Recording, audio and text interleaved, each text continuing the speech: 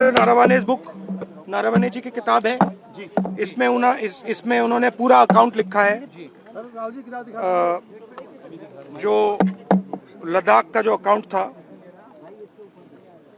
और मुझे कहा गया है और मुझे कहा गया है कि मैं इस बुक को कोट नहीं कर सकता हूं, बट यहाँ पे पूरा लिखा है।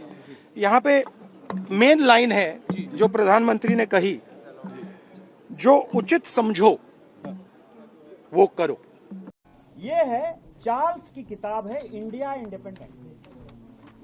ये कहता है कि माउंटबेटन और एडविना के साथ मिलकर किस तरह से भारत का बंटवारा नेहरू ने कर दिया, पूरा इतिहास है। और 1964 में इस किताब को बैन कर दिया गया। दूसरी किताब है एडविना एंड नेहरू, ये नोवेल है। इस किताब को बैन कर दिया। इसमें यह है कि कितने बजे कहां कैसे नेहरू जी एडविना के साथ घूमते थे फिरते थे और उनको देश के राजनीति से कैसे मतलब नहीं था। ये है ये दूसरी किताब जो बैन है। तीसरी किताब है the life of Indira and Nehru.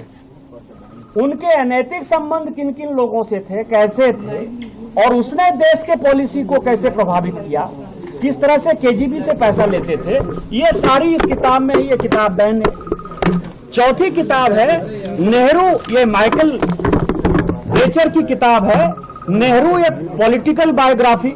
यदि इसमें आप देखेंगे तो नेहरू जी का 1921-22 के बाद से लेके उनके मरने तक 1964 तक भारत को खंडित और विखंडित करने का क्या प्रयास रहा, किस तरह से उन्होंने मक्कारी की, किस तरह से उन्होंने गद्दारी की, किस तरह से उनके अनैतिक संबंध थे, ये उनकी बायोग्राफी है।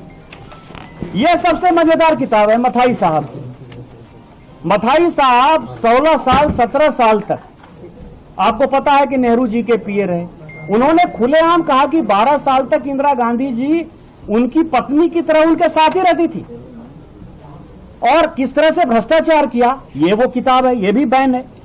एक किताब है सीज फायर, 62 में किस तरह से सीज फायर है और उस सीज फायर में भारत की सेना का मनोबल कैसे गया और चीन हमारे अंदर कैसे आया, ये वो किताब है, ये बैंड है। ये किताब है अलेक्जेंडर कैंपेल की जो कहता है द हीट ऑफ इंडिया। ये कह रहा है the heart of India, heart of India. ये कह रहा है कि भारत का सभ्यता संस्कृति कहां था और भारत की सभ्यता संस्कृति को बर्बाद करने के लिए, देश को बंटवारे के लिए गांधी नेहरू परिवार ने क्या किया। इसके बाद जो किताब है टॉन हैगन की, वो नेपाल है। नेपाल के साथ भारत ने किस तरह से, आपको पता है कि सोनिया जी गई थी और पशुपतिनाथ मंदिर में उनको पूजा नहीं करने दिया गया था, उसके कारण हमने जो है किस तरह से उनका दाना पानी और नमक रोक लिया, जिसके कारण नेपाल की हालत खराब हो गई। ये किताब भी बैन है। ये है अजीज बेग की किताब कैप्टिव कश्मीर, कि किस तरह से आपने ऐसा सिचुएशन पैदा कर दिया 370 लागू करके 35 से, जिसको कि हमारी सरकार ने खत्म किया, ये भी बैन है। इसके बाद ये बहुत दिन तक बैन रहा हिमालयन ब्लंडर, जिसमें कि नेहरू के जो गलतियां थी 97 गलती, जिसने कि तिब्बत को कैसे हमारा छीन लिया और चाइना हमारा कैसे पड़ोसी हो गया, चाइना के साथ कैसे युद्ध हुआ, बांग्लादेश, ये पूरी की पूरी जो है कहानी इसके अंदर है। इसके बाद जो कहानी है वो ये किताब यहां है। और एक किताब है जो कि 20 साल तक ये फोर्ट की किताब थी कि चाइना युद्ध के पहले कैसे 1951 में एक आर्मी जनरल ने कह दिया था और मिस्टर कॉल जो उनके रिलेटिव थे 17 लोगों को हटाकर कैसे उन्होंने उसको इंचार्ज बनाया और चाइना के साथ फाइनली कैसे हम हार गए। ये सारी किताबें हैं जो बैन है, लेकिन छपी हुई है। बैन है, भारत सरकार ने बैन कर रखा है, लेकिन छपी हुई है। हम चाहते हैं कि उसके ऊपर चर्चा हो। अब कुछ किताब ऐसी है जो बैन नहीं है, भारत में बिक रही, और उसके ऊपर जो है क्यों नहीं चर्चा होगी। ये मित्रोखीन आर्काइव है, इसका 2 वॉल्यूम है मित्रोखीन आर्काइव का। ये 2 वॉल्यूम है। ये दोनों वॉल्यूम में ये है कि कैसे पूरी कांग्रेस पार्टी इंदिरा जी के साथ केजीबी के हाथों में बंधक थी, सीआईए से कैसे लिए जाते थे और चुनाव में किस तरह से पैसे लिए। ये मित्रोखीन आर्काइव के ऊपर जो है, मित्रोखीन बहुत बड़ा आदमी था, उसने किताब लिखी है, इसके ऊपर हम चाहते हैं चर्चा हो जाए। इसके बाद है कुलदीप नैयर बड़े आप ही लोगों की तरह बड़े पत्रकार थे। इमरजेंसी रिटोल्ड कि कैसा करप्शन हुआ, कैसा इमरजेंसी हुआ, कैसे लोगों को जो है रोका गया, कैसे संविधान को बदला गया। इस किताब पर क्यों नहीं चर्चा होगी? इसके बाद ये कुमी कपूर, अभी भी कुमी कपूर जी हैं और बड़ी पत्रकार हैं, उनका है द इमरजेंसी। ये सारे इतिहास ऐसे हैं जैसे लोकतंत्र को कैसे खत्म किया, लोकतंत्र का गला कैसे घोटा, पत्रकारिता को कैसे खत्म कर दिया, डेमोक्रेसी को कैसे खत्म किया। ये जो इस तरह की बातें करते हैं तो इसके ऊपर क्यों नहीं चर्चा होगी? कुमी कपूर तो अभी जिंदा ही है। इसके बाद ये संजय बारू की किताब है, आप ये देखिए द एक्सीडेंटल प्राइम मिनिस्टर, कि प्राइम मिनिस्टर केवल नाम मात्र के थे, सारा फैसला जो है सोनिया जी लेती थी। सोनिया जी किस तरह से फैसला लेती थी, संजय बारू की किताब है। संजय बारू जिंदा है, इसके ऊपर क्यों नहीं चर्चा होगी कि आप कैसे, मतलब गांधी और नेहरू परिवार को लगता है कि वो राजा हैं और आज तक उनका राजशाही खत्म नहीं हुआ, इसके ऊपर क्यों नहीं चर्चा होगी? या द रेड साड़ी, यह किताब सोनिया जी के ऊपर है और यह किताब पहले बैन हो गया था लेकिन अब अवेलेबल है। यह हमने बुक स्टोर से खरीद कर ही लिया है कि 10 साल में किस तरह से करप्शन किया, किस तरह से बाहर पैसा डाला, किस तरह से व्यक्तिगत इटालियन लोगों के बिजनेसमैन के साथ रिलेशन थे। क्या इसके ऊपर चर्चा नहीं होनी चाहिए, रेड साड़ी के ऊपर? इसके बाद आप समझिए यह दरबार तबलीन सिंह की किताब है, पूरा इंदिरा गांधी जी ने क्या किया, राजीव गांधी जी ने क्या किया, राहुल गांधी जी ने क्या किया, सोनिया गांधी जी ने क्या किया, क्या उस परिवार के ऊपर चर्चा नहीं होनी चाहिए? ये तबलीन सिंह जी की किताब है। ये किताब है चित्रा सुब्रमण्यम की, वो फोर्स गेट। आपको पता है कि इनकम टैक्स ने फाइनली कहा कि विन चड्ढा ने पैसे लिए और उनसे इनकम टैक्स ने पैसे वापस लिए। 50 करोड़ रुपया उनका फ्लैट बेचकर इनकम टैक्स ने वापस लिया। कोतरोची कौन था, कोतरोची के साथ क्या रिलेशन थे? आपके बोल जाने से, टेक्निकल बातों से किस तरह से माधव सिंह सोलंकी ने बोफोर्स के केस को लिपापोती किया, ये पूरे इतिहास को पता है, पूरे देश को पता है। तो क्या बोफोर्स पर फिर से बात नहीं होनी चाहिए? चित्रा सुब्रमण्यम तो जिंदा है। इसके बाद यह शशि थरूर की खुद ही किताब है, द ग्रेट इंडिया नॉवल, खुद की किताब है। उन्हीं से पूछना चाहिए कि उन्होंने गांधी नेहरू परिवार के बारे में क्या कहा है। अभी तो प्रेजेंट सांसद हैं, उन्हीं की किताब के ऊपर हम चर्चा करना चाहते हैं, वो भी चर्चा नहीं कर रहा है। इसके बाद इंडिया ट्रस्ट विथ डेस्टिनी, ये जगदीश भगवती और अरविंद पनघरिया की किताब है कि किस तरह से 2004 से लेकर 14 तक पूरी इकोनॉमी को, पूरा का पूरा बैंकिंग सिस्टम खत्म हो गया, फोन ऑफ बैंकिंग होता था, देश का कैसे तमाशा बना दिया। कोई न IMF न वर्ल्ड बैंक हमको पैसा देने को तैयार नहीं थी, और वो किस तरह की घटना है, ये वो किताब है। इसके बाद किताब है Indira Gandhi trust with power, सारी चीजें हैं उनके पूरे। मैंने कई एक लोगों ने कहा कि अय्यासी मैंने शब्द बोल दिया, गलत शब्द बोल दिया। कैसे उनके अनैतिक संबंध थे और किस अनैतिक संबंध के कारण भारत के राजनीति पर क्या प्रभाव पड़ा, ये पूरा नयनतारा सहगल ने लिखा, उनकी बहुत क्लोज हुआ करती थी।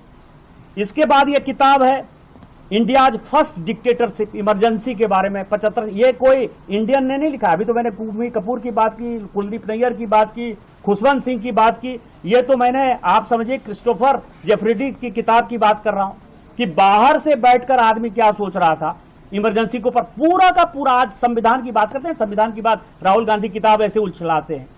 पूरा का पूरा संविधान यदि बदल दिया, किसने बदला? 75 से 77 तक स्वर्ण सिंह की कमेटी बनी और स्वर्ण सिंह की कमेटी ने आधे से ज्यादा कॉन्स्टिट्यूशनल प्रोविजन को पूरा खत्म कर दिया। क्या इसके ऊपर चर्चा नहीं होनी चाहिए कि बाबा साहब अंबेडकर ने गरीबों के लिए जो संविधान दिया था वो अमीरों के लिए दे दिया, राष्ट्रपति के पूरे अधिकार को खत्म कर दिया, पत्रकारों के सारे चीजों को खत्म कर दिया। आज जिस तरह से फैक्ट चेकिंग हो रहा है, ये सब तो उन्हीं का किया हुआ है ना।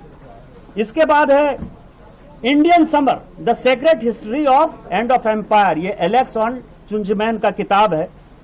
ये आप देखिए कि माउंटबेटन क्या है, एडविना क्या है, ये उन्होंने लिखा। कुछ इंडियन पब्लिशर ने लिखे हैं कि पूरा भारत और पाकिस्तान बना कैसे, देश को डिवाइड करने के पीछे किस तरह की राजनीति थी, किस तरह से आज जो है चाइना को हमारे साथ ला दिया, कौन सी मैकमोहन लाइन थी, पूरा का पूरा नॉर्थ ईस्ट जो है कैसे, बर्मा को हमने कैसे अलग करने का 1935-36 में फैसला कर लिया। ये सारी चीजें जो है इसमें, इस पर चर्चा नहीं करोगे आप।